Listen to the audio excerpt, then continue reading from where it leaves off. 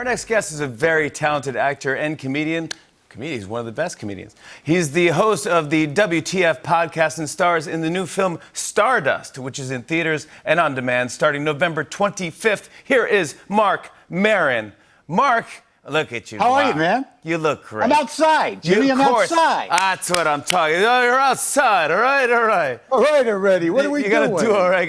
I'd love that you're outside. I would do the same thing. I would do the same thing. I'll tell you, I missed something though. About being in this. I don't know how you're handling this, but one of the things I used to enjoy about doing the show is in the dressing room you had the nice cookies and maybe a T-shirt. Now are they being sent to me because, it's one of the reasons it's not the only reason I do it, but am I getting the cookies? Of course you are. Thank you. Because I don't know how this is going to go without the cookies. I like to be jammed on sugar every time I talk to you, so I can keep up. Well, Marc, it's been a long week for everybody, but you. Oh my God.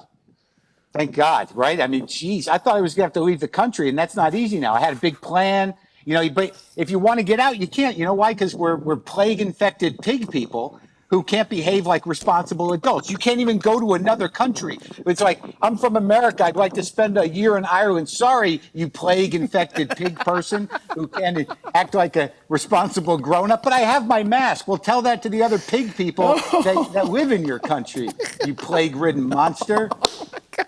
Look at you, you plague-infected pig person.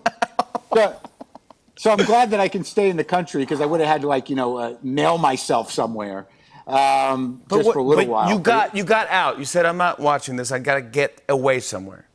Oh, I did, yeah, for the actual election. I'm like, what's the point of maps and numbers for 3 days that aren't going to go anywhere but sit there and make you go like, oh, my God, is he going to win? Yeah. So I went up to Big Sur, and I went to a hotel where there was spotty Wi-Fi, spotty cell coverage, just me alone with my thoughts. Yes. And it was nice to really experience the pure existential panic and fear without being interrupted by televised existential panic and fear. It was surprising that the small amount of information I was getting was enough for me to freak out without any input whatsoever. So I was there looking at the ocean, just sitting there going like, oh man, we're in trouble, man. This is not going well, but it's pretty. Look at the bird. Yeah. So yeah, because a couple of sweaty nights of panic, but no TV. And I got home right in time yesterday to catch what was the turning point, which was very exciting. And I guess they voted out COVID too. No more COVID, which is nice. That's a relief because I was getting tired of that. Yeah. Next thing they have to vote as a quarantine sourdough bread.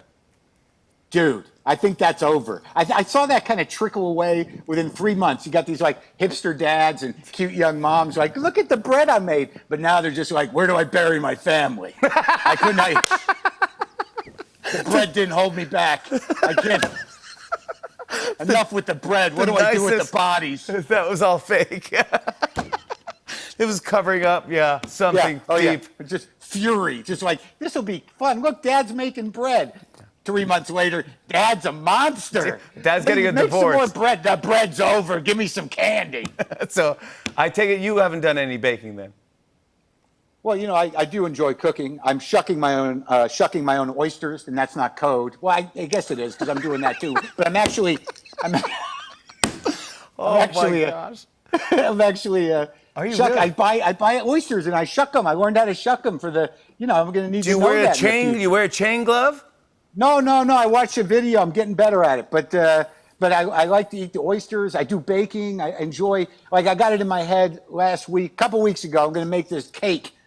Because I have the New York Times cooking app, or the Instagram for New York Times cooking, and cakes will come through. And one day I'm just sort of like, oh man, life sucks. I'm going to make that cake. And I put a lot of work into it. You need a bundt pan, and you got to poke holes in it to pour the butter into. It was a complicated bit of business, and I screwed up the last step. And I knew it, as I did it, I screwed up the cake. But I'm like, it's probably still okay. it's going to come out of the pan. And I turn over the bundt pan to take the cake out, and it's stuck in the bundt pan. So now I'm just livid. I'm furious, and I'm like, it. I'm throwing it away, so I start ripping the cake with my hands. Hot cake, rip my hands out of the bundt pan and throw it in the garbage. But I took a fistful of it, it's equivalent to maybe a piece or two, and just started shoving it in my mouth. And they're throwing the rest away, shoving the hot cake in my mouth, which was terrific. But the problem was, I got all the food shame without the pride. I screwed up the cake and was just angry at myself, and I was eating it by the handful, which made me feel like a pig. And so there was no joy, very little joy. Yeah, no. Just shame and fury. But a week later, I nailed it. Made the cake, and it came out perfect. But then the other problem is like, I'm very proud of my cake, but I live alone. So now I got to figure out how to unload the cake. So I'm out in the street with my mask on. My neighbor's cleaning his car. I'm like, Troy, you want cake? I want some cake. And Troy's like, yeah. So I go in the house, I bring Troy some cake, and then I give it to him. And that puts you in a weird situation because 2 hours later, I'm kind of hanging around outside looking for Troy, like, hey, how's the cake? Cake pretty good? And then he's like, it's a little sweet. I'm like, yeah, what the f*** do you want? It was free cake. I didn't say that part out loud, but that's what I was thinking about it. Don't judge. You just say it was good, and you go It's back all. inside. But then he said, as I'm walking away, he goes, you should open a bakery. So I guess this is the announcement. I'm opening a bakery. This is not true. This is not how. Before we get into your bakery, I want to talk about Stardust because I'm very excited about this. I'm very, very excited about this. I love David Bowie, and this is a story of a very specific time in Bowie's life. Right. This is getting. People are going like it's a biopic. It's not a biopic. Why am I holding a piece of paper towel on national television? Because I'm outside at my house. There's no mystery to this anymore, Jimmy. No. I saw your couch last week. Yeah, and you had to go back in the studio because your wife was like, "Can we not do this in the house anymore? Does this have to be done in the house, Jimmy? I can't keep the kid quiet for an hour, Jimmy." Get back to work. Yeah, exactly right, buddy. I'm making a bread, Jimmy. Exactly right. But this, I Okay, like so this. anyways. I like this because you're the publicist for Mercury Records.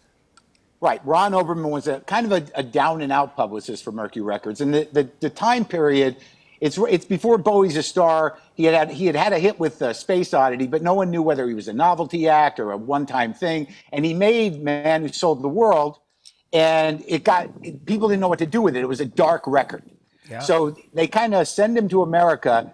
In the movie, he doesn't have the right papers. I'm the only guy that's going to champion him. The label doesn't know what to do with it. He's about to lose his deal, but I think he's a genius. So it's sort of my part of the movie is him and I'm trying to get him little gigs to play or be on the radio without the proper paperwork for him to play. So we spend a lot of time driving in the car across country. He sort of doesn't know who he's going to be or what he wants to be. And there's all these conversations about music and about whether he believes in himself. And there's a backstory about his stepbrother who had mental problems, and he was worried he was going to have mental problems. So it's a very small slice of a young Bowie's life. I love and, that. Johnny I Flynn. know you love music, so I go. Love it. Mark is perfect for this because we always discuss music. I know you're a giant Stones fan, me as well, and we just love. Do you remember the first time you heard Bowie? The first time I heard Bowie, I think, was at a 7th grade dance. The song Fame was a big hit. Wow. And I remember this because there was a local AM DJ named Bobby Box. And when you're a kid, you listen to the radio all the time, and Bobby Box was the guy. Yep. And Bobby Box was coming to our school to host the dance. So we're all excited to see Bobby Box. Turns out he's basically a dwarf. And he was just like a giant head in a strange plaid suit. Yep. And we were like, oh, man. That was the real DJs back then. Right, real guys. But then Fame comes on, and that part like fame, fame, fame, fame. Yep, John Lennon. I found out John Lennon was part of that crew. And it's always weird when you find that out because then you're listening for the John Lennon. For the one John Lennon. Yeah, it's like John. Yeah, or it's like the song isn't about him because he's going, "Is it about you?" He's harmonized, so the song is not. I love finding that stuff. Do you remember like Lou Reed, "Satellite of Love"? Yeah. Listen to that. It's Bowie in the back, because he produced it. So, yes, it's like that's Bowie. You didn't know that, Jimmy. I didn't know that. You didn't know it. You just saw and that. I just told it to you, and just now told you're me. going to know it. Wow. Now you know "Satellite of Love" by Lou Reed. Listen to it. It's on Transformer. Bowie's back. You keep giving me Transformers. That's unbelievable. No way. Yeah. You keep Go giving me listen gifts. to it now. You keep giving me gifts. I know. The next thing I want is cake. I'll give you cake. Oh my Dude, God. stay safe. Yeah. Thank you so much for coming back to our show. I want to show a clip. Here is Marc Maron in Stardust. Take a look. Jeez, Tom, I've been calling for weeks, looking all over for you. Did you get that album, the David Bowie album? Did you listen to it? Yeah. Great. I listened to it. Great. When can I get you two to sit down for an interview together? Look, I'm really busy right now. No, you listen, okay? And listen good, okay? You don't want to miss out on this, man. I mean, this guy's going to be big. Oh, yeah? How big is big?